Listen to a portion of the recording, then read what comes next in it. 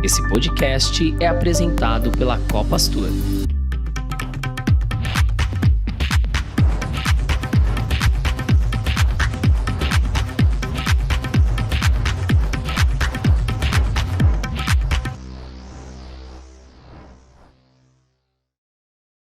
Bem-vindos ao voo do Saída de Emergência com destino ao conhecimento. Eu sou a Marina Forte. E eu sou o Daniel Amorim. E juntos vamos conduzi-los no bate-papo de hoje. O propósito deste podcast é elevar a consciência por meio da construção colaborativa de conteúdo, transbordando para a sociedade nossa cultura e valores. Tripulantes, microfones em automático. Você não tem mais idade para isso. Qual o segredo para estar tão conservado, hein? Por que mudar a profissão nessa altura do campeonato? Ela poderia ser mãe dele. Que bonita! Nem aparenta a idade. Isso é etarismo e você nem imaginava, correto? Etarismo é a discriminação contra pessoas com base em estereótipos associados à idade. Esse preconceito se manifesta através de diferentes maneiras de abordagem às pessoas, como piadas, infantilização e atitudes de exclusão. No ambiente de trabalho, a maior taxa de etarismo acontece com pessoas acima de 37 anos, no caso das mulheres, e 40 anos no caso dos homens. Aqui não tem idade, então vem junto com a gente nesse voo. Quer ficar por dentro dos conteúdos do Saída de Emergência? Basta nos seguir no Instagram, @saida.pod, no YouTube, Copastur Viagens e Turismo, e também nas demais plataformas. Bom, vamos começar aqui o nosso bate-papo, e para começar a gente precisa apresentar as nossas convidadas de hoje. A primeira delas, Gabriela Reis. Gabriela, seja muito bem-vinda ao Saída de Emergência, e eu queria que você se apresentasse, então a gente quer entender que tipo de passageira é você. Oi, Daniel, tudo bem? Primeiramente, eu gostaria de agradecer o convite, estou muito feliz em estar participando aqui desse papo super bacana. Eu sou a Gabriela, trabalho no Instituto de Longevidade MAG já há alguns anos, atuo na área institucional com desenvolvimento de projetos, parcerias, totalmente ligados à temática da longevidade. E, assim, sou apaixonada por esse assunto, estudo, sou uma pessoa muito curiosa, estou sempre ali buscando novas informações para que possa agregar tanto ao meu trabalho, quanto aquelas pessoas que são impactadas por ele, já que o Instituto tem essa missão de promover o debate sobre a longevidade dentro da sociedade, dentro das comunidades em que a gente pode penetrar e conversar com as pessoas sobre o preparo para o envelhecimento. Show de bola! E a minha convidada também fez relações internacionais, assim como eu. Muito bacana. Exato. Muito bacana. E a nossa segunda voz de hoje, a nossa segunda convidada especial é a Marina Forte, que vai ter um papel híbrido aí no nosso bate-papo de hoje, tanto na interlocução aqui do bate-papo, como também contando um pouco da sua história. Marina, seja muito bem-vinda ao Saída de Emergência. Muito obrigada, Daniel. Bem-vinda, Gabriela. E deixa eu falar um pouquinho, então. Eu tenho 53 anos, eu sou casada com o André, eu tenho 2 filhos, a Isabela de 16 e o Pietro de 10. Sou jornalista, sou formada também em radialismo, atuo no mercado jornalístico já há uns 30 anos, mais ou menos, e entrei numa vaga de 50 a mais aqui na Copastur, né? Assim, foi num momento meio doido da minha vida, que eu estava tentando fazer uma transição de carreira, sair do impresso e ir para marketing digital, e está sendo uma experiência fantástica, é isso que eu quero dividir com vocês hoje. Na verdade, vocês hoje deram uma pitadinha do que vai acontecer, né? Porque a gente vai desenvolver muita coisa ainda. Então, Gabriela, retomando um pouquinho já da sua introdução, a gente queria entender o seu papel, talvez para você trazer mais detalhes dentro do Instituto e, principalmente, qual é o propósito do Instituto MAG que você trabalha. Perfeito, acho que eu vou começar então falando um pouquinho do Instituto para depois explicar um pouco de como que eu me insiro dentro desse contexto. O Instituto ele é uma organização fundada pelo Grupo Mongeral Aegon, que é um grupo de serviços financeiros. A Mag Seguros é uma das empresas mais antigas do país. Ela já tem mais de 180 anos, inclusive em atividade no mesmo local, que é no centro do Rio de Janeiro. Então, de longevidade, a gente percebe que o grupo entende bem, né? O Instituto foi fundado, como eu disse, há 6 anos, já vai fazer 7 anos, ano que vem, e a nossa missão é promover a longevidade ativa e saudável dos brasileiros, especialmente sob a ótica da longevidade financeira, que é um conceito que nós desenvolvemos aqui no Instituto e que eu vou falar um pouquinho mais para frente, né? E, enfim, dentro de todo esse propósito, nós desenvolvemos pesquisas, desenvolvemos conhecimentos, conteúdos e parcerias para que a gente possa trazer informação para a população, para que a gente possa ajudar a população a se preparar para o envelhecimento, para que ela esteja cada vez mais munida de informações que possam ajudá-la a viver mais com qualidade de vida. E dentro disso, você precisa pensar também numa lógica de uma longevidade sustentável, né? Tanto do aspecto da saúde, das finanças, da carreira e etc, etc. Então, dentro desse contexto, eu colaboro com a produção desses projetos, com a divulgação deles, com a celebração de parcerias, para que esses projetos possam atingir mais pessoas, possam impactar mais gente, para que essas informações sejam realmente utilizadas pela população e que possam aí tornar o Brasil um país, de fato, mais igualitário sob a ótica da longevidade. Bacana. Gabriela, o etarismo é um preconceito estrutural, né? Quais as medidas que você considera mais eficazes para a gente combater essa postura tão discriminatória? Então, de fato, o etarismo é estrutural em nossa sociedade, ele perpassa várias camadas sociais. O médico que criou esse conceito do etarismo, ou ageism, que vem do inglês, né, o Robert Butler, ele fala que o etarismo é o preconceito mais comum, digamos assim, que tem, porque ele pode atingir qualquer pessoa que envelhece, independente se é homem, se é mulher, independente de gênero, de raça, etc. Ele pode atingir qualquer um. Então, como é algo que só recentemente começou a ser discutido por governos, por instituições internacionais, a gente até hoje não tem, por exemplo, uma convenção sobre o direito da pessoa idosa, como a gente tem para as crianças e para mulheres, o etarismo ainda precisa ter, como é que eu vou dizer, mais ferramentas legais para que ele possa ser combatido.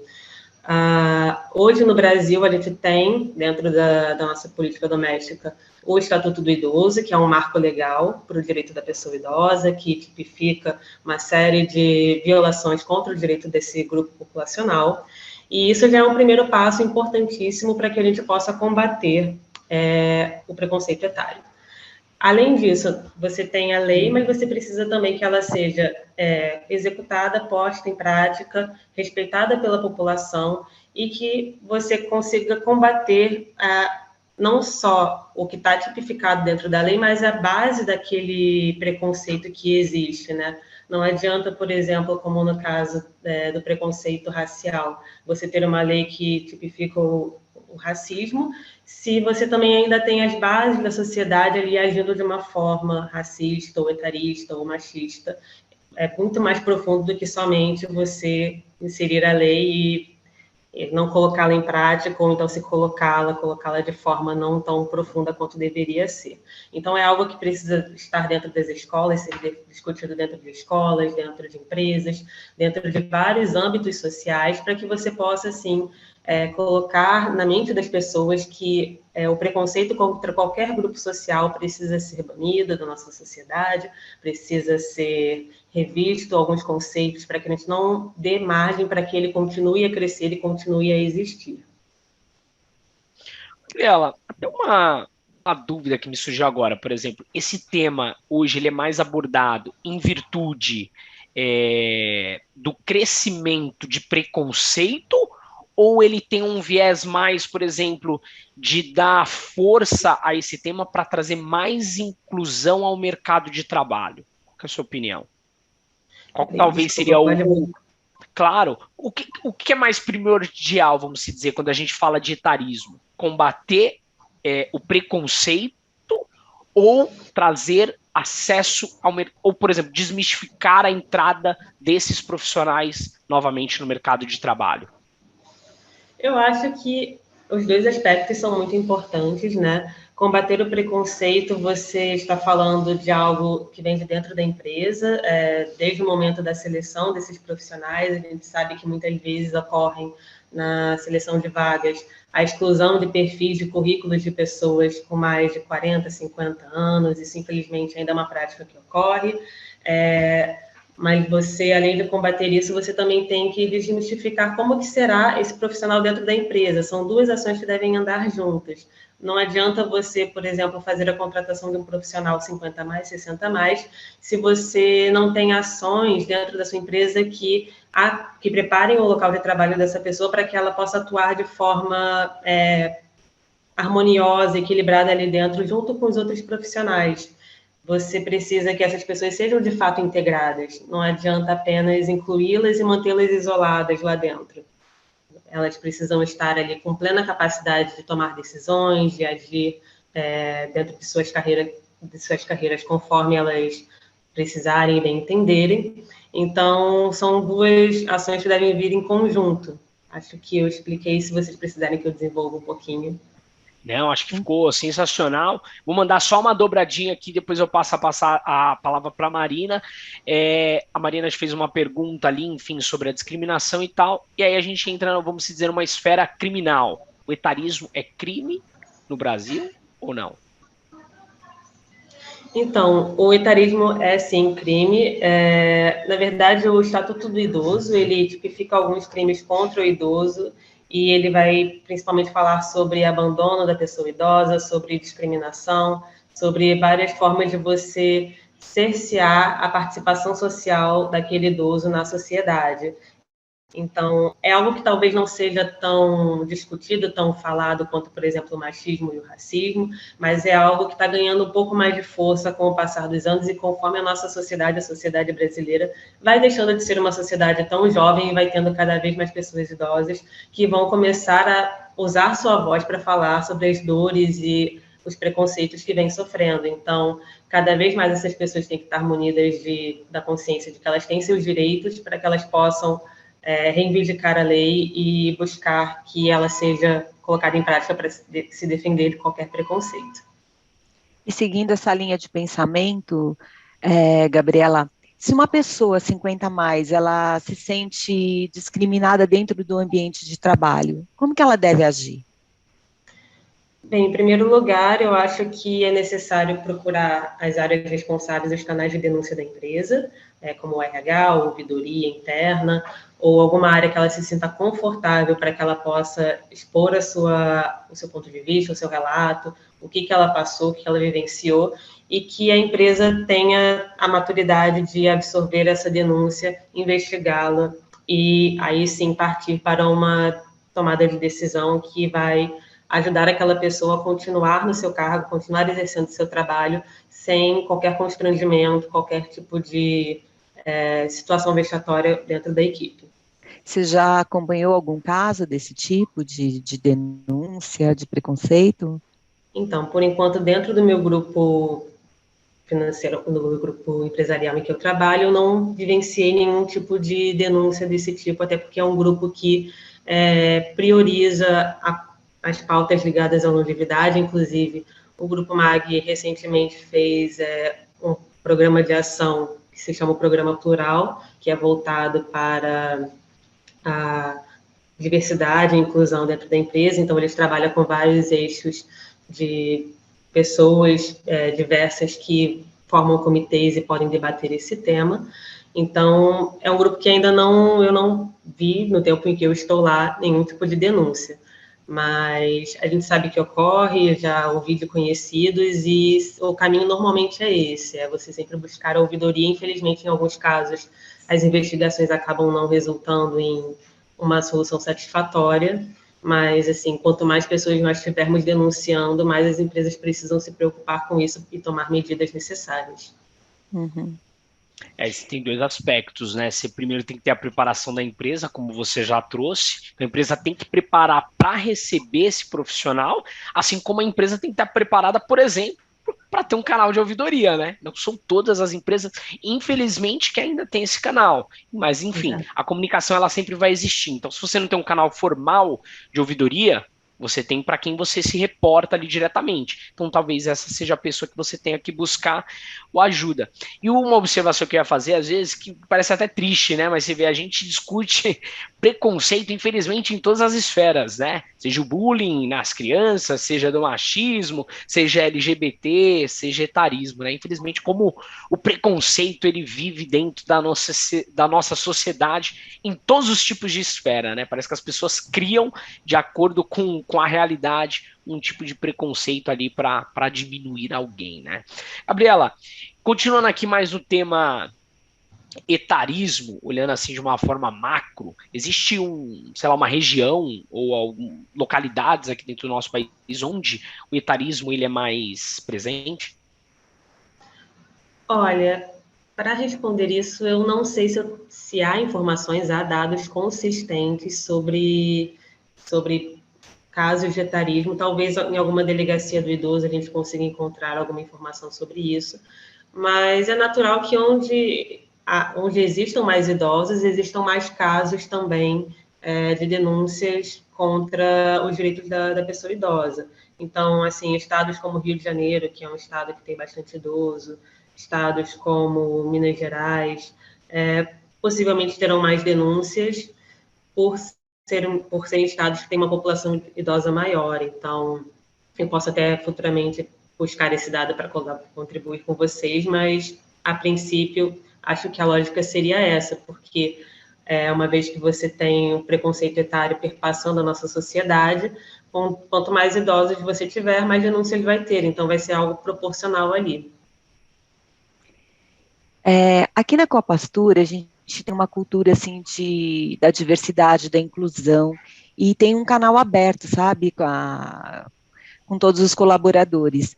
Você acha que que há uma necessidade dessa conversa, desse diálogo aberto para diminuir? Você acha que isso ajuda a diminuir o preconceito contra os mais idosos?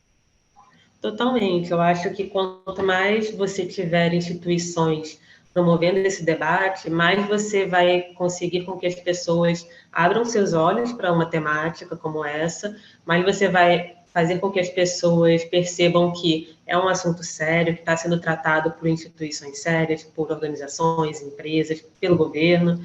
Então, as pessoas vão começar a entender que aquilo ali é algo que elas precisam também talvez mudar no comportamento delas, talvez repensar em algumas atitudes e colocar isso em prática no seu dia a dia.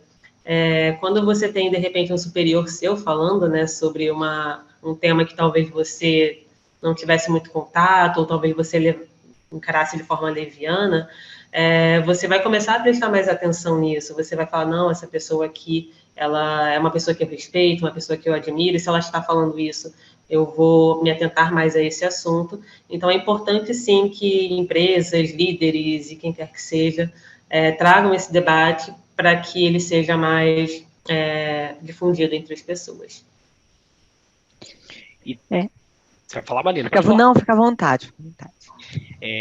Eu até esqueci de uma frase aqui do Rony Meisler, da Reserva, que ele fala: se o exemplo é bom, acho que a ação, enfim, arrasta, né? Que é mais ou menos isso que você trouxe, né? Então, acho que sim, tem que passar pela liderança, tem que ter comitês dentro da empresa dialogando, porque, enfim, as pessoas primeiro vão entender o que é o tema, vão ter informação sobre o tema e vão repetir, vão repensar talvez naquela hora de fazer algum comentário, alguma fala que seria preconceituosa. Eu acho que isso ajuda muito dentro do ecossistema da empresa, principalmente a elevar o nível de consciência das pessoas, né? E tem uma coisa muito interessante que a gente olha no mercado, né? Que é o do etarismo nos mais jovens, porque quando eles tentam entrar no mercado de trabalho, o que as empresas falam? Ah, mas você não tem experiência. E aí, quando você olha para o mais velho, você já está velho para o mercado, vamos se dizer, né? E é até um pouco cômico, né? Para não falar trágico aqui dentro do mercado de trabalho, né? Eu queria que você comentasse um pouquinho para a gente, Gabriela, como talvez equilibrar essa situação, que a gente tenha, enfim, a oportunidade para quem quer começar, porque porque quem quer começar no trabalho precisa ter a primeira oportunidade, ela nunca vai ter experiência se alguém não tiver essa primeira confiança nela, e ao mesmo tempo, enfim, você continuar dando oportunidades para quem já passou pelo mercado e tem muita experiência para agregar dentro das empresas. Perfeito. Eu acho engraçado isso, porque parece que o profissional tem que ter sempre entre 30 e 35 anos. A pessoa parece que não pode sair desse meio, né? E, assim, acaba que o mercado realmente ainda exclui os profissionais fora desse grupo. E é engraçado também, porque dentro dos meus estudos sobre etarismo, há algumas linhas que também consideram o etarismo um preconceito etário de forma mais ampla, inclusive em se tratando de jovens, que aí entra bem nesse caso que você falou, de não ter as qualificações profissionais de um profissional jovem respeitadas, ou então a opinião, as ideias de um adolescente respeitados. Então, também tem uma linha teórica que avalia esse lado, né, das crianças, dos jovens, que também sofrem preconceito por questão da sua idade.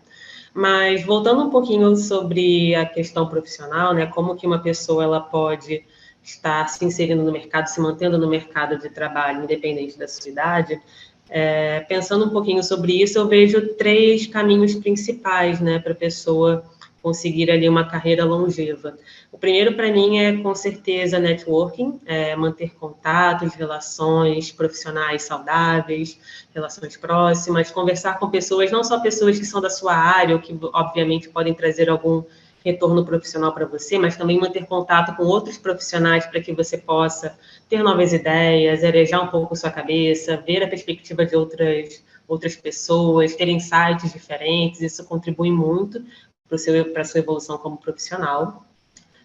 O segundo item que eu acho que é essencial para você se manter atualizado sim o estudo, a aquisição de conhecimento, é você buscar sempre se atualizar, buscar cursos, conhecimentos de diversas áreas, inclusive não precisa ser tão complicado quanto a gente pode achar que fazer uma faculdade nova, entrar numa pós é muito caro, sim, pode ser muito caro, mas também tem opções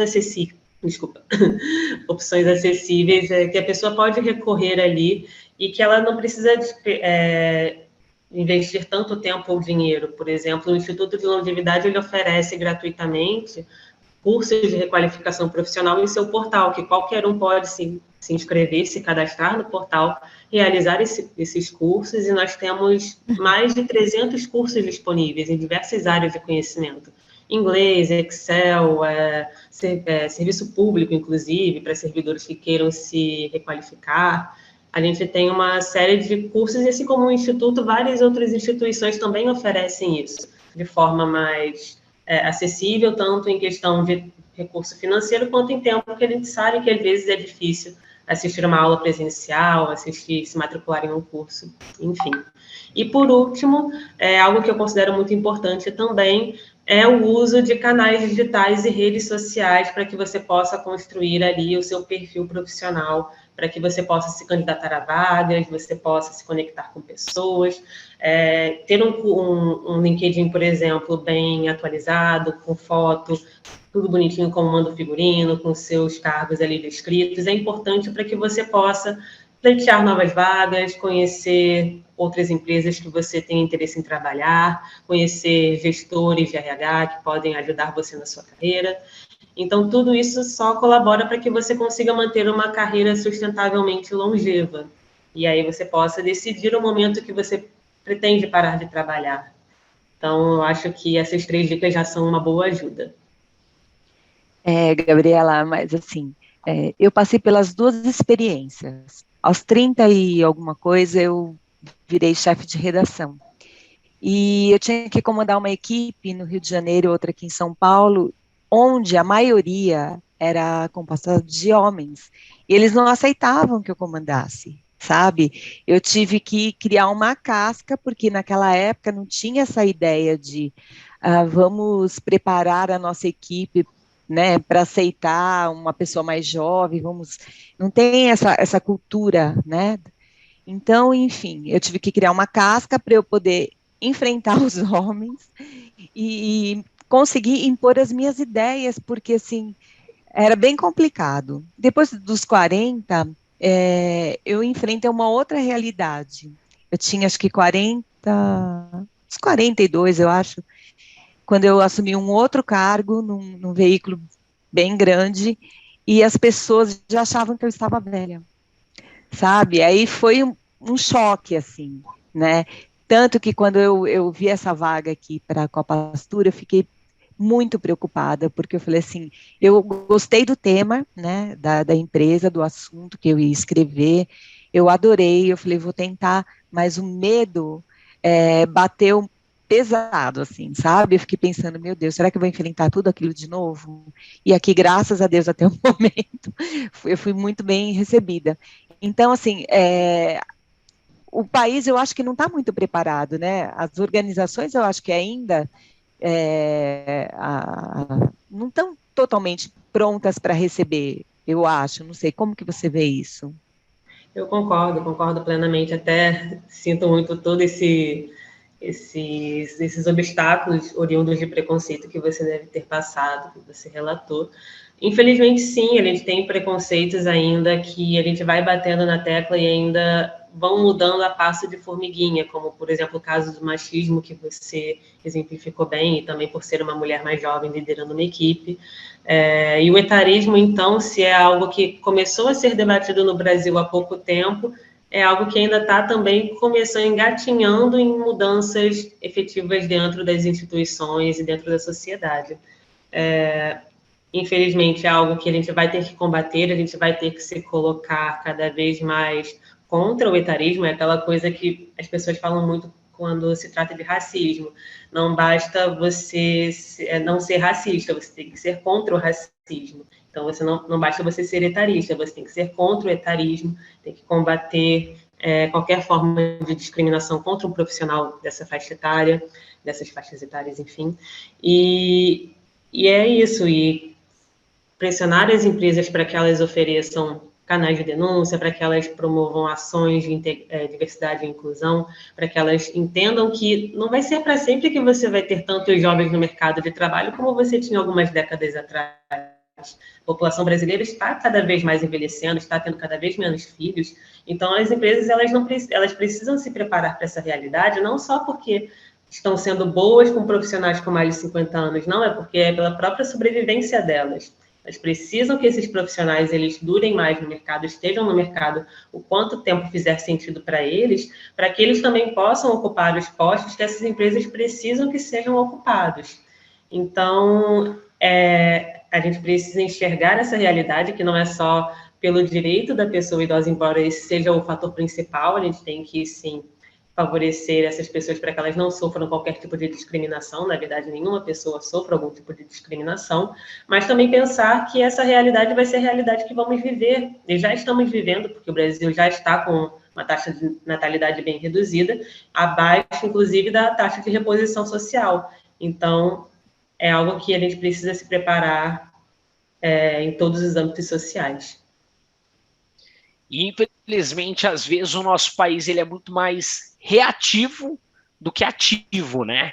Porque você, enfim, já trouxe aí dados e informações onde a gente já poderia mirar lá na frente e começar a construir, talvez, políticas públicas ou conscientização melhor das empresas para que a gente tivesse, de fato, esse equilíbrio, essa receptividade das pessoas mais idosas dentro do mercado de trabalho, para diminuir, talvez, também a ociosidade delas, que talvez as levam a frequentar mais hospitais, enfim, deve ter várias coisas assim interligadas, né? E às vezes a gente percebe que o nosso país ele é muito mais reativo, ou seja, quando bater lá na frente que tem muita vaga de trabalho e não tem gente para trabalhar, é que eles vão, putz, o que a gente vai fazer, né? De onde a gente vai buscar esse recurso. Mas, enfim, vamos esperar aí que eles escutem nosso podcast, hashtag Fica a Dica, tem várias informações aqui e já comecem a se preparar, né? Essa é a ideia da informação, que a gente já discutiu aí também, que é bem interessante que as empresas tenham, porque cada vez mais a gente discutindo, a gente vai ampliando esse movimento, vai alcançando mais e mais pessoas. Bom, a Marina deu um spoiler aí da história dela, eu acho que todo mundo quer conhecer muito mais a sua história, Marina, e agora eu vou deixar a palavra para você contar aí a sua jornada, tá bom? Fica à vontade. Obrigada. Eu vou contar um pouquinho de como eu decidi fazer essa transição.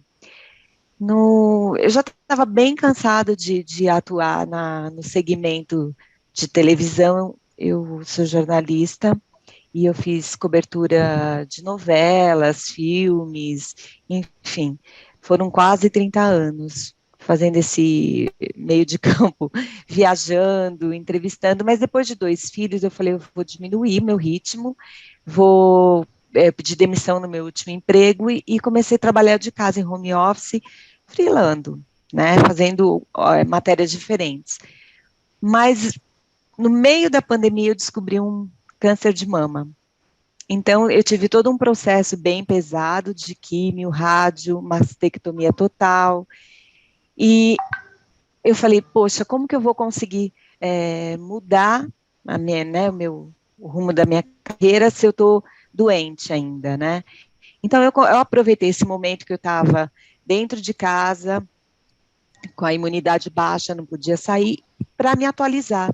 Eu não tinha outra opção, era me atualizar e pensar no futuro, porque senão eu ia ficar com o meu emocional muito mais abalado do que já estava, né? Então, eu fiz muitos cursos. Como você disse, tem Sebrae, Senac e outras empresas que nesse período da pandemia foram empresas assim, tiveram ideias geniais de oferecer até cursos gratuitos, muitos cursos. Só não foi atrás quem não quis, porque assim, todo mundo estava sabendo, né, na internet, eles anunciavam todo instante cursos fantásticos que eu fiz, sabe? E fiz, inclusive, um outro bem importante de marketing digital, e foi aí que me veio a ideia, eu gostei, e falei, vou tentar entrar em alguma empresa. Quando eu tentei conversar com amigos, né, fazer esse network e tal, enfim, eu ouvi algumas frases que me deixaram bastante abalada, porque era tipo assim, mas você teve um câncer agora aos 50 anos, essa idade é meio delicada. Você acha que você consegue retomar a sua carreira? Você está com uma situação, assim, seu mental, será que você consegue escrever como antes?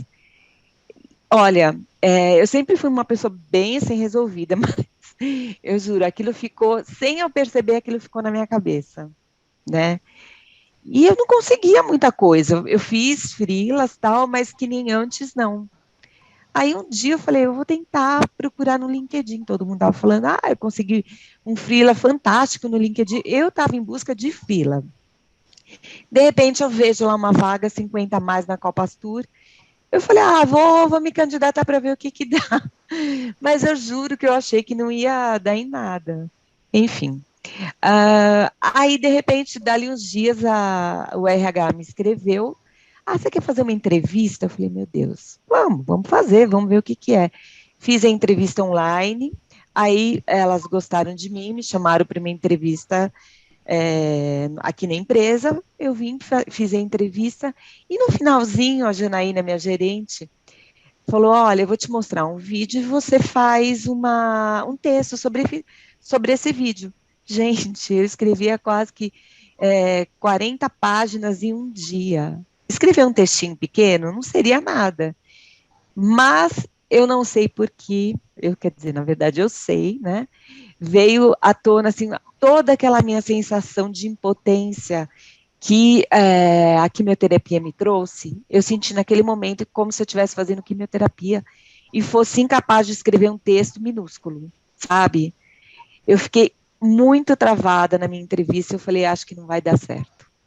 Aí eu escrevi um texto bem pequenininho, bonitinho, e entreguei e falei, olha, muito obrigada pela sua atenção, desculpa eu ter tomado seu tempo. Ela falou, por quê? Eu falei, eu tenho certeza que eu não passei, porque eu fiquei, aquilo que me disseram naquele momento veio à tona, junto com uma sensação horrorosa, né? E, enfim, mas aí a Janaína acabou dali uns dias ela me ligou e me chamou para vir trabalhar e eu vinha. Quando eu cheguei aqui, foi uma coisa bem engraçada. Eu entrei, tinha uma baia cheia de jovens, né? Pessoas na faixa, assim, numa média de 30 anos. Eu olhei e falei, meu Deus, é agora, será que eu vou voltar à minha penúltima experiência, né, que não foi muito bacana? Mas não, as pessoas me receberam muito bem, sabe? Eu tô, assim, bem próxima das pessoas, brinco, converso de igual para igual, e assim, eu achei super legal essa cultura, sabe, da empresa e de respeitar a diversidade, de ter na minha equipe pessoas trans, é, pessoas muito bacanas, sabe, que conversam e me respeitam como eu sou. E eu espero que isso seja realmente uma realidade, né, da empresa, que ela se preocupe em trazer mais pessoas, porque eu sei que são poucas, ainda 50 a mais, né, e o mercado precisa, porque eu tenho certeza que com a experiência que a gente tem, a gente pode agregar. E eu estou, assim, encantada com o talento dessa moçada, né, que entende muito de tecnologia, que me dá toques muito, assim, inteligentes, sabe, que não estão falando à toa, eles sabem do que eles estão fazendo, são pessoas preparadas, mas eu sei que eu também sou uma pessoa, tem um outro lado que eles não têm, eu sei o que eles têm a dizer, porque eu já passei pela idade deles, né?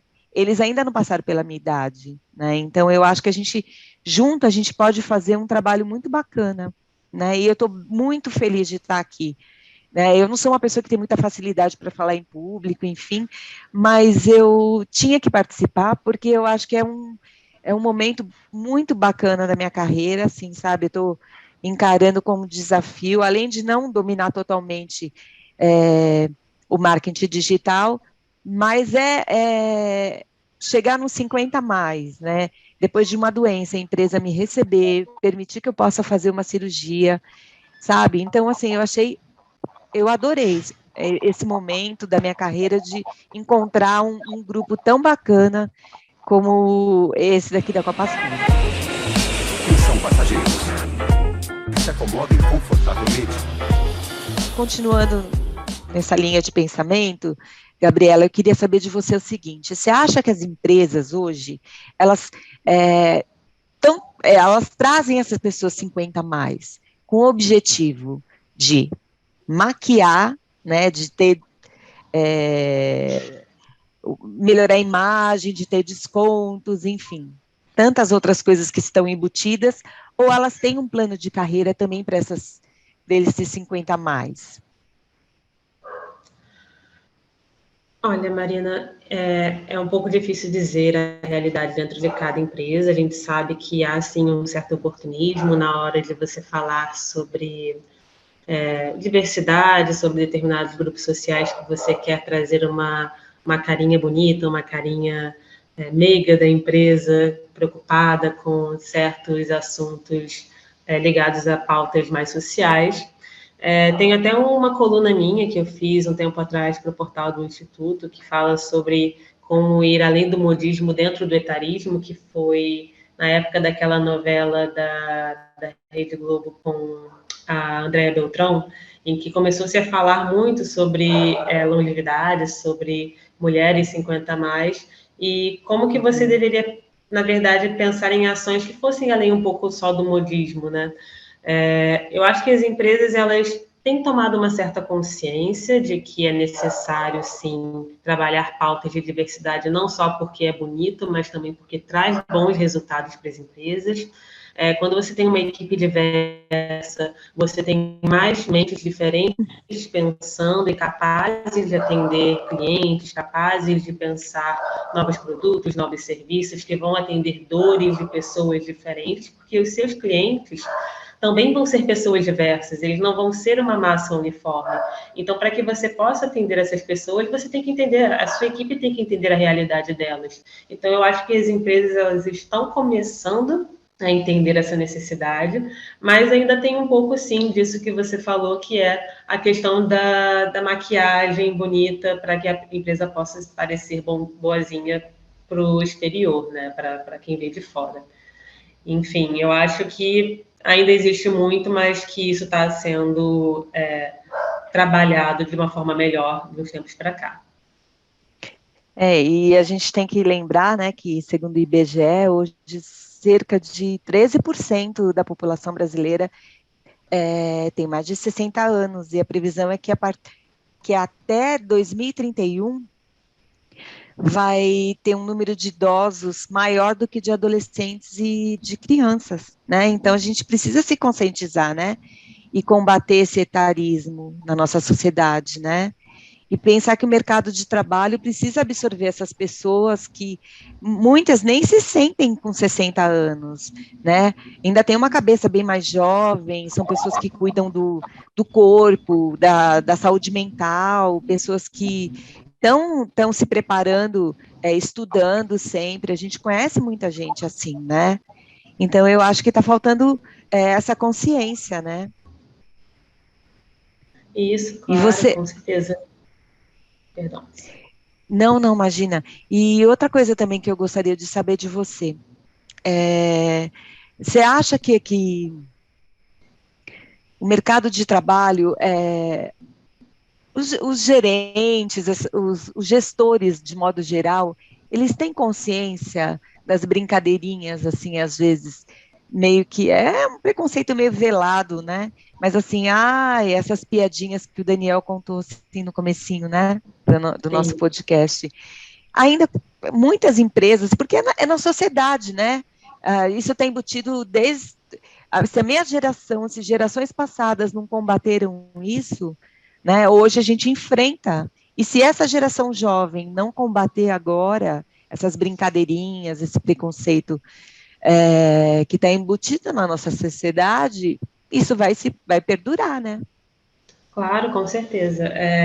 Você perguntou sobre se os líderes têm a consciência Tem sobre consciência o disso. impacto disso. Eu acho que muitas vezes não tem. Eu acho que muitas vezes essas brincadeiras, tanto no ambiente de trabalho, quanto no ambiente familiar, no ambiente social, elas ocorrem sem que a pessoa pense muito. Eu acho que assim a gente tem 3 níveis dessa questão da comunicação com base em falas preconceituosas em diversos aspectos sociais, né? Ali tem aqueles erros que às vezes a gente vai reproduzindo, a gente nem sabe o significado ainda, mas a gente reproduz porque foi algo que a gente ouviu nossas vidas inteiras, como, por exemplo, criado mudo, que é um termo que a gente sabe que hoje em dia tem uma origem racista, que não deve ser utilizada mais. A gente tem as tais brincadeirinhas, que elas vêm, de fato, com alguma intenção ou de brincar com uma dor daquela pessoa, ou de fato, atingir essa pessoa de alguma forma, porque a pessoa está com a intenção de atingir alguém de determinada forma com aquela piada, e tem também o discurso de ódio, que esse sim é crime previsto em lei, que não pode ser praticado de forma alguma. A minha sugestão é que a pessoa sempre evite qualquer tipo de brincadeirinha com relação a uma característica ou alguma característica de fato do indivíduo com quem ela está conversando. Independente se tem intimidade, se não tem, você não sabe em que ponto aquilo pode machucar aquela pessoa ou pode ofender alguém que esteja ao lado, ali, ao entorno, ouvindo aquela conversa. Então, o importante é sempre evitar. E caso você faça algum comentário que possa vir a ofender alguém, é importante que você, primeiramente, reconheça o erro, se desculpe, entenda onde que você errou, como que aquilo que você disse pôde ferir aquela pessoa e buscar não cometer esse erro de novo. Eu acho que esse é o melhor caminho a se seguir. Sim, às vezes a gente solta umas besteiras sem perceber, porque realmente a gente acostumou com aquilo, a gente fala às vezes sem notar o que disse, né? E pode realmente ofender alguém, né? E eu queria lembrar também que, assim, você tocou num ponto bem importante, que é que a pessoa madura tem que se preparar para as mudanças, né? Tem que estudar o tempo inteiro, né? E lembrar que assim é possível fazer essa transição de carreira, é possível fazer sucesso depois dos 50. A gente tem vários exemplos no nosso país, no exterior também. Enfim, vamos lembrar de 2 que eu acho que são assim bem interessantes. O Roberto Marinho, né? Ele lançou a Rede Globo depois dos 60, se não me engano, quando ele inaugurou a TV Globo. A Zélia Gattai, que era a esposa do Jorge Amado, ela começou a escrever, o primeiro livro dela, ela escreveu, se não me engano, aos 63 anos, né? Que ela fez aquele livro de memórias, o Anarquistas, Graças a Deus. Foi um grande sucesso, né? Então, foram pessoas que conquistaram, realizaram sonhos depois de uma certa idade, né? E a vida é isso, a vida é movimento. Se a gente não se move, não sonha, não corre atrás, que graça tem, né? Marina, Eu penso assim, não é, Daniel? legal. Não, Com eu ia até certeza. colocar um ponto que você trouxe bem legal, porque aí a gente até sai um pouco, talvez, da esfera propriamente da questão do etarismo, né? E passa até Uhum, agora a observar um pouco cada indivíduo, né? E você trouxe uma sim, coisa bem interessante, que é o sonho. Ou seja, não existe idade para você poder sonhar. Então você não, acabou de comentar dois exemplos. Então, assim como a Gabriela comentou em algum outro ponto, que tanto a contratação, né, a oportunidade de contratação, como a empresa estar preparada, né, não discriminar esse tipo de profissional, elas têm que andar junto.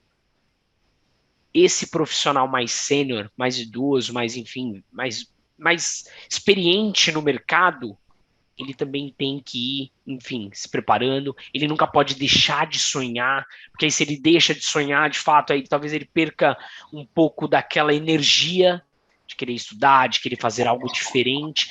E aí, automaticamente, às vezes, ele se torna mesmo, como se dizer, não sei, talvez não muito atrativo para o mercado, mas não é por causa da idade, é porque talvez ele não se preparou, porque ele não está se atualizando. Então, acho que tem que os dois lados têm que trabalhar bastante. Já que a gente está falando bastante de coisas práticas, eu queria, Marina, perguntar para você, o que você tem de recomendação para as empresas?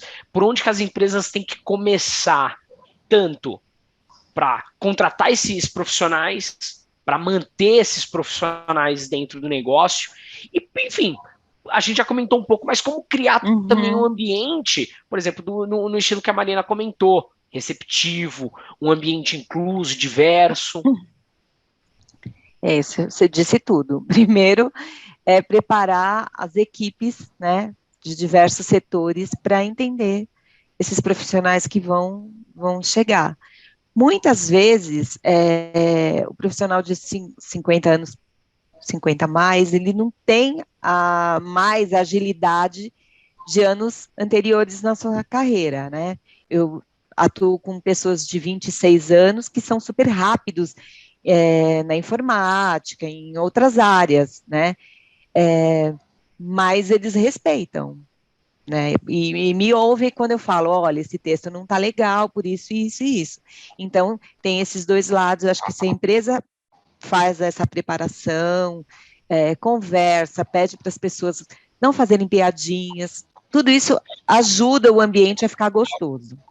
Por outro lado, eu noto, porque eu tenho vários colegas também que começaram a trabalhar agora, depois dos 50, mudaram de empresa, na verdade, e o que a gente nota é assim, quando a gente é mais novo, a gente tem o lado financeiro, a empresa investe mais na gente, né?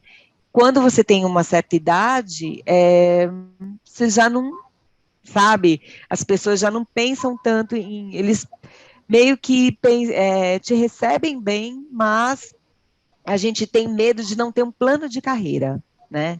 Então, assim, você começar numa empresa e mostrar, assim como jovem, se você consegue mostrar que você tem talento, que você tem expectativas, que você tem várias ideias bacanas, que você pode contribuir para o crescimento daquela instituição, que você tem uma outra visão do que eles têm feito naquele momento, eu acho que você também tem que ser valorizado como um jovem, entendeu? De 20 e poucos anos, 30 e poucos anos. E isso aí é assim, o que a gente mais comenta no meu caso, entre os jornalistas, que as pessoas acham assim, que você já passou do ponto, e não passou. Né? Você tem, às vezes você olha e você fala, poxa, eu podia fazer muito melhor do que está sendo feito aqui, mas a regra da empresa não permite que eu exponha minhas ideias, né? Não é o caso da Copastur, mas é o que acontece no mercado, que a gente nota, sabe? não, só os jovens são criativos, pelo contrário, às vezes a gente já passou por tanta coisa, a gente olha e sabe que aquilo não vai dar certo, porque a gente já testou anteriormente, né? Então, eu acho que essa união, né, essa diversidade dentro da empresa é bem importante. E eu me sinto meio solitária, assim, nesse meio, porque, assim, por exemplo, no meu grupo não tem ninguém mais, só eu 50 mais. Então, assim, eu gostaria que a Copa Sur tivesse mais pessoas ali no nosso setor, não precisaria ser 50 a mais, mas mais de 40, porque tem muita gente boa aí no mercado, mas muita gente boa procurando emprego, sabe? E com bastante gás e com bastante criatividade para fazer, e bem preparados, bem atualizados, né? Que eu acho que a gente pode fazer a diferença dentro do grupo também, sabe? Eu acho, Bola, é isso. você mandou uma hashtag Então, para Janaína, ela vai escutar depois, hein? Vai lá, Gabriela. É com você, Janaína, a gerente da área dela. Mas só um ela é um comentário doce. sobre isso, né, que você trouxe a questão da criatividade. Tem estudos que mostram que o ser humano ele costuma ter 2 picos de criatividade ao longo da vida, um aos 20 e um aos 50 anos. São os 2 Oba! principais picos de criatividade. Então, assim, essa questão do preconceito de você excluir esse profissional achando que ele não vai ser tão criativo, não vai trazer tantas soluções, cai por terra também. É um estudo que foi feito pela Universidade de Ohio. Então, assim, é algo que traz aí um respaldo bem interessante, né? É super interessante. E, assim, eu sou uma pessoa que eu sou movida, assim, por criatividade, pela emoção. Eu preciso estar sempre criando coisas novas, que nem agora a gente está fazendo um projeto agora para a festa de fim de ano e liberaram que eu fizesse o roteiro. Meu Deus, eu amo isso, sabe? Para mim não é trabalho, para mim é quase que uma diversão, sabe? Pesquisar, escrever. Se pedisse para eu fazer, acho que um documentário sobre a Copa Astur, eu já estaria já mergulhada de cabeça. Eu adoro, né? Eu estudo bastante sobre isso. São assuntos. E assim, eu não me sinto nem com 50, sabe? Eu me sinto com uns 30 e poucos anos de cabeça, não de corpo. E depois de quimioterapia não dá mais, né? Mas enfim, mas assim, eu sou super animada, eu tenho uma cabeça super aberta, então eu estou num momento bem feliz por isso, assim, de ver que as pessoas estão me dando espaço para expor minhas ideias, e eu acho que tantos profissionais precisam disso. Eu acho que o mercado ainda é um pouco preconceituoso, sim, ainda é um pouco fechado, e precisa ter um olhar melhor em relação a esse profissional, né? E eu queria também saber de você, assim, no caso de mulheres, né? A gente, além de sofrer machismo e tantos ismos, né, que a gente enfrenta, para a mulher o etarismo ainda é um pouco pior, não é? No mercado de trabalho. Com certeza é bem pior. A questão do etarismo para a mulher é muito mais pesada, até porque a mulher tem muito essa questão do seu valor também atribuído à aparência, à juventude. Isso acaba que traz algumas dificuldades no percurso profissional dessa mulher. Quando ela é muito jovem, há muita questão do assédio, há muita questão dela não ser levada em conta em termos de suas opiniões, suas conquistas e seu trabalho, porque acaba sendo desmerecida. Ah, ela é muito jovem, ela é assim, ela é assada, ela é muito bonita, ela é muito não tão bonita. Então, acaba que tem muitos pré-julgamentos em cima do trabalho que uma mulher pode realizar e em cima de sua capacidade. Infelizmente é real. E quando essa mulher também chega numa fase da vida mais avançada, quando ela passa ali dos 50 anos, aí cresce muito que ela já não está ali cumprindo o papel que ela poderia ter cumprido quando era mais jovem, que ela deveria estar se aposentando, cuidando dos netos, ficando em casa, voltando aos aposentos, né, que é de onde vem a origem da palavra aposentadoria, né, voltar aos aposentos, ficar isolada. Então, assim, ao longo de toda a trajetória feminina, a participação da mulher na sociedade é sempre questionada, né, é sempre posta em xeque, a mulher sempre é preferida dentro do ambiente privado do que do ambiente público. dentro da nossa sociedade, infelizmente. A gente tem que constantemente ir combatendo isso. A mulher ali que também está na meia-idade, ela também sofre outros preconceitos, como, por exemplo, devia estar cuidando dos filhos, não é uma mãe tão responsável, essa daí vai faltar porque vai precisar buscar o filho na escola. Enfim, o preconceito contra a mulher, ele existe em qualquer fase da vida, infelizmente, e ele precisa ser denunciado, precisa ser combatido. Eu vou te falar uma outra coisa assim que eu vivenciei também, que é ridícula, mas quando eu decidi ficar mais em casa, não estar contratada por uma empresa, uma única empresa, né, registrada, muitas pessoas falaram, você vai se arrepender, enfim, sabe, me disseram várias coisas, e quando eu quis voltar, as pessoas falavam assim, nossa, mas você estava em casa, como se você vivesse de freela, não tivesse assim um significado na sua carreira, né? E mesmo que eu não tivesse feito nada, que eu tivesse completamente parada, gente, eu gerenciei uma casa é uma empresa, não é verdade? Você cuidar da sua família muito bem, você faz gestão de pessoas, de gestão financeira, né? Você organiza tudo. Você cuida de pessoas, da cabeça das pessoas, das crianças, né? Isso também não é uma grande experiência para a sua vida? Claro que sim. Eu cuido da cabeça dos meus filhos melhor do que muitas mães, que eu vejo que criam crianças cheias de preconceito. Meu filho pequeno podia brincar com boneca da minha filha, por que não? Sabe? Muitas pessoas me criticaram. Então, assim, esses preconceitos a gente tem que cuidar de passar bons ensinamentos para as crianças, né? E quando eu quis voltar agora, no ano passado, uma amiga minha me falou isso, uma grande amiga, né? Me disse isso, nossa, mas você está tanto tempo longe de uma empresa e você vai todo dia mesmo para a empresa? Nossa, você vai ter coragem, você vai conseguir isso? Claro que nós vamos conseguir. Todas as mulheres conseguem trabalhar, cuidar de casa, cuidar de filho, e essa é a nossa realidade, né? Então, Claro. as pessoas têm um preconceito absurdo contra a gente, mas eu estou numa fase assim que eu já não estou mais dando ouvidos, porque eu já enfrentei todos os maiores desafios da minha vida, aconteceram todos de uma vez. Então, agora enfrentar o preconceito de poucos, eu acho que é o de menos, né? Daniel? Com a Com Gabi. certeza. Gabi, quer fazer um comentário? Só um pequeno comentário, assim, agora eu me lembrei, você falando sobre suas experiências, Marina, eu lembrei que eu também passei por um preconceito, inclusive etário, quando eu estava ali, eu terminei uma experiência profissional, e aí eu queria dar uma mudada um pouco na minha carreira, eu ainda estava na faculdade, e eu tentei uma vaga de estágio aos 24, 25 anos, e aí eu fui bem em todas as etapas. Aí na etapa final, quando eu fui falar com a gestora da área, ela me perguntou, mas você não está muito velha para ser estagiária? E eu fiquei assim, parada, olhando, pensando, foi um pouco antes até de eu entrar para o instituto, né?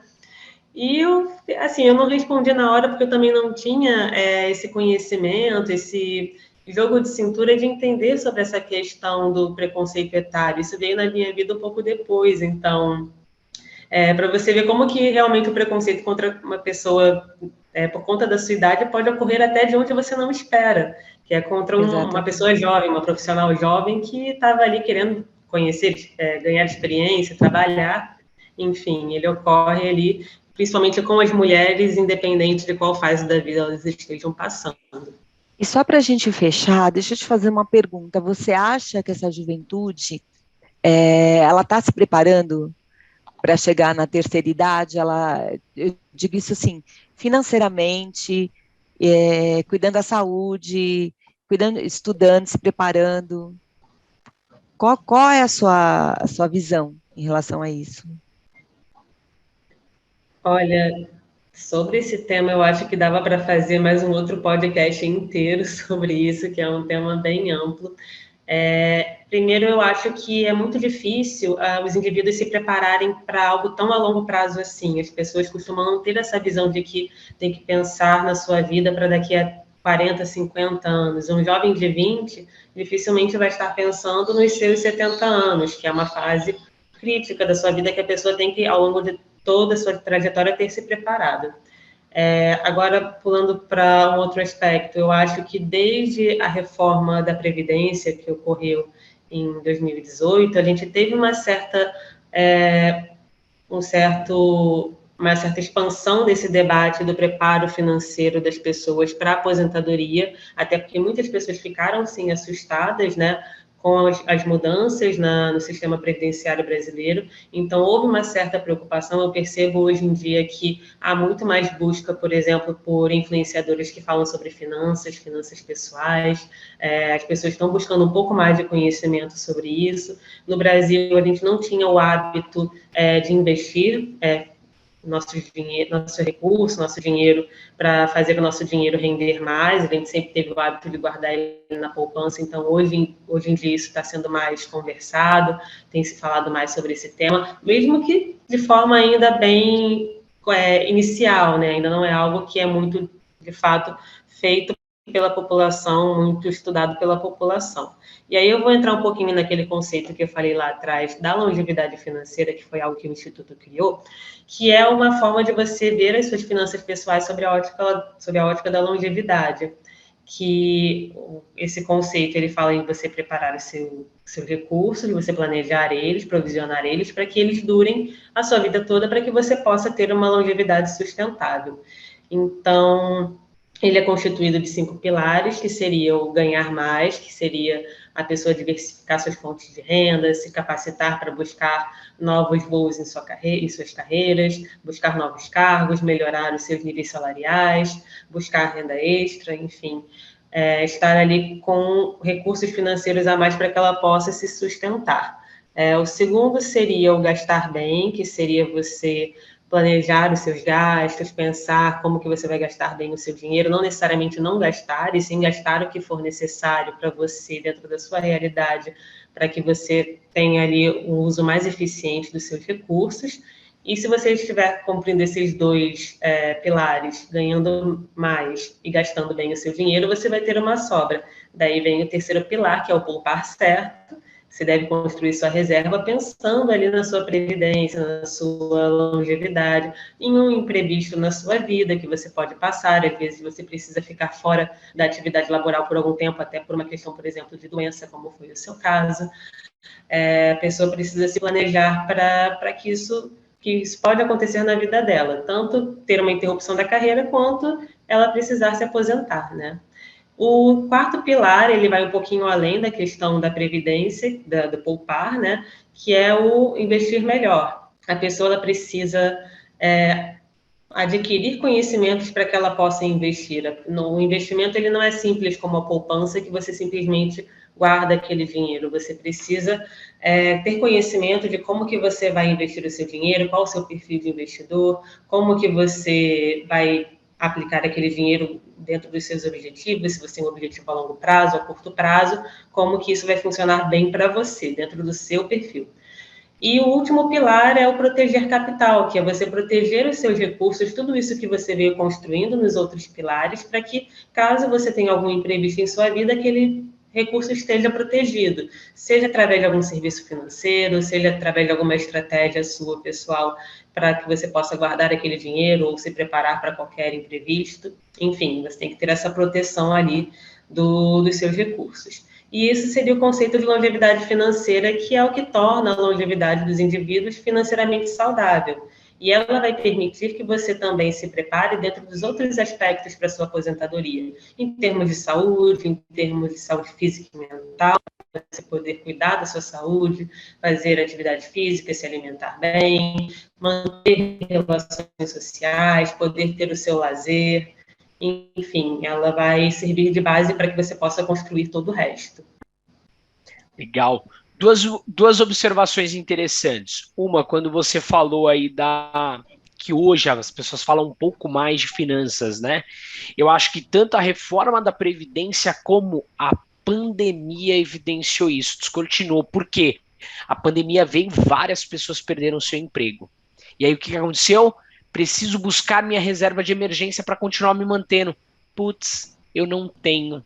A cultura brasileira não pensa no médio e longo prazo. Infelizmente ainda, como às vezes, por exemplo, se a gente comparar com uma cultura americana, onde boa parte da população tem planos de previdência, ou tem planos, né, tem seguros a longo prazo e também investem muito em ações. O mercado brasileiro acelerou um pouco nesse momento aí, nesse período que você comentou, mas a gente ainda precisa avançar muito mais, porque com certeza, uma certeza que a gente tem vão vir outras crises, e aí a gente precisa manter a nossa população sempre muito bem preparada. Outro ponto que eu queria só fazer uma observação foi quando vocês contaram as suas histórias, e você, Gabriela, trouxe também a sua de preconceito ali de estágio, e aí é isso que é estranho, né? Porque as pessoas, elas minam a criatividade, né? A criatividade no mercado, a criatividade nas pessoas, né? Depois a gente observa e fala, nossa, mas aquela pessoa não estudou, não está buscando. Poxa, mas quando ela tentou, ela foi minada, né? Ela foi discriminada por querer fazer um estágio com 25 anos. Poxa, né? Então são todos gatilhos que às vezes a gente observa assim na nossa sociedade, porque a sociedade não está assim, ou porque não estudam mais, ou, né? E aí a gente começa a perceber, a gente tem vários exemplos dentro da nossa vida aí. Bom, nosso voo está quase terminando, mas eu vou mandar a última pergunta para você, Gabriela. A última, prometo. Eu queria só saber de você, qual, não vou dizer conselho, né? Mas a gente brincou um pouquinho ali do governo, né? Que o governo precisa escutar um pouco aqui o nosso podcast. Mas que ações que você recomendaria aí, por exemplo, num âmbito mais estatal, governamental, de um país que precisa se preparar para lá na frente, enfim, quando muda a pirâmide etária ali, onde você tem mais, mais idosos no mercado do que jovens, para fazer esse equilíbrio dentro do mercado de trabalho? Que ações práticas aí você recomenda? Sobre as ações que a gente pode propor para o governo pensar uma sociedade mais longeva, né? Primeiro de tudo, eu acho que a gente tem que propor que as pessoas, incentivar que as pessoas estejam sempre se capacitando, se atualizando, permitir que elas tenham acesso a conhecimento, buscar esse conhecimento, tanto para a vida pessoal delas, quanto para a vida profissional.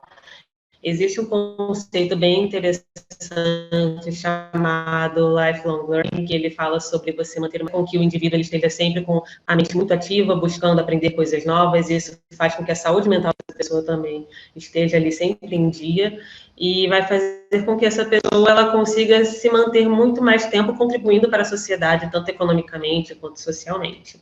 Em segundo lugar, eu acredito que o governo ele deve, sim, promover e incentivar que as empresas busquem a contratação de profissionais mais velhos, seja através de incentivo fiscal, seja através de políticas públicas que irão promover a contratação desses profissionais, assim como de mulheres, de pessoas racializadas, enfim, fazer com que as empresas, de fato, entendam a importância da diversidade.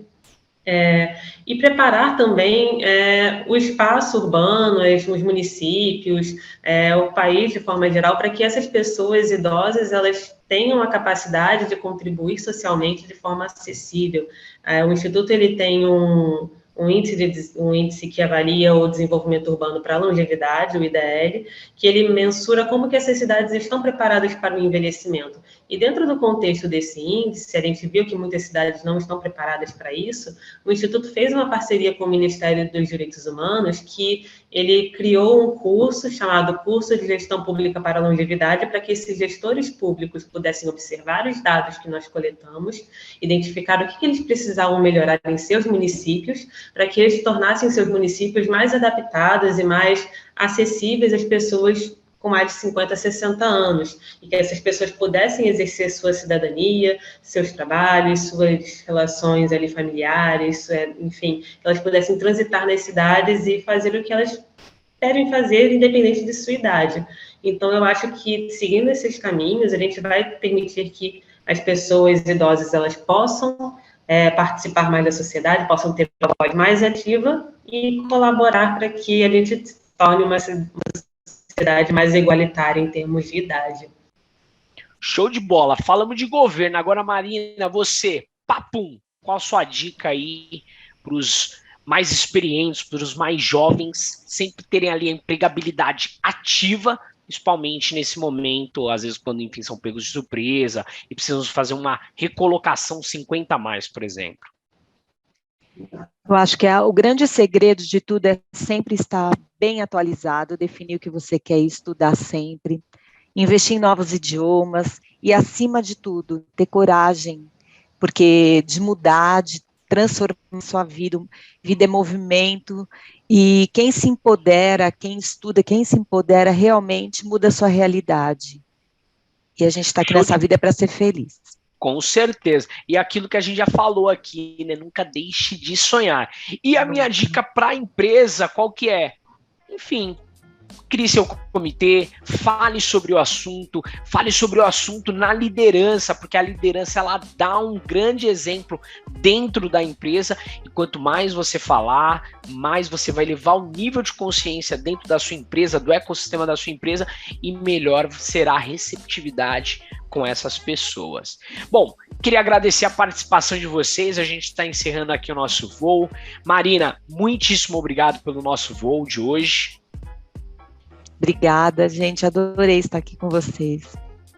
Show de bola. E Gabriela, muitíssimo obrigado também por topar falar sobre esse assunto, trazer a sua experiência, falar um pouco sobre o seu instituto. Muito obrigado também por toda a sua contribuição. Eu que agradeço o convite, fiquei muito feliz com o papo, acho que foi muito agregador e sempre que precisarem podem chamar. Show de bola. E para você aí, curtiu esse voo? Compartilha com seus amigos e voe junto com o Saída de Emergência. Chegamos ao fim do nosso voo, não saia da janela e aguarde os próximos podcasts. Obrigado.